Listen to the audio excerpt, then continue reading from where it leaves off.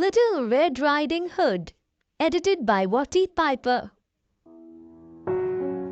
There was once a sweet little maid who lived with her father and mother in a pretty little cottage at the edge of the village. At the further end of the wood was another pretty cottage, and in it lived her grandmother. Everybody loved this little girl. Her grandmother perhaps loved her most of all and gave her a great many pretty things. Once she gave her a red cloak with a hood which she always wore, so people called her Little Red Riding Hood. One morning, Little Red Riding Hood's mother said, "Put on your things and go to see your grandmother. She has been ill. Take along this basket for her. I have put in it eggs, butter, and cake, and other useful bits." It was a bright and sunny morning. Red Riding Hood was so happy that at first she wanted to dance through the woods.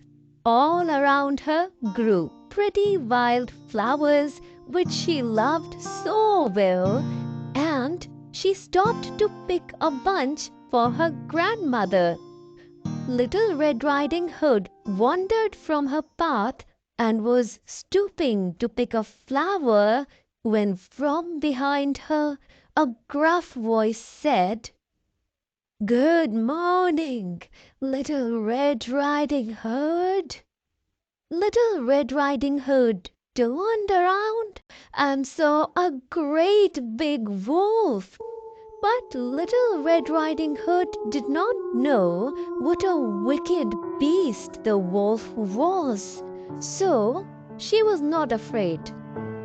"What have you in that basket, Little Red Riding Hood?"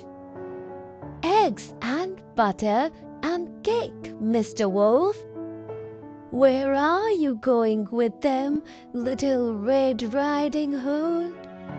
"I am going to my grandmother, who is ill, Mr. Wolf." "Where does your grandmother live, Little Red Riding Hood?" "Along that path, past the wild rose bushes, then through the gate at the end of the wood, Mr. Wolf."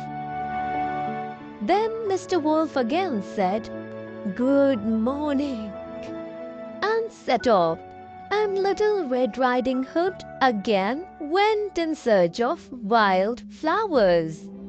At last the wicked wolf reached the porch covered with flowers and knocked at the door of the cottage. "Who is there?" called the grandmother. "A Little Red Riding Hood," said the wicked wolf. "Press the latch, open the door, and walk in," said the grandmother. The wolf pressed the latch and walked in where the grandmother lay in bed. He made one jump at her and the grandmother up in a moment.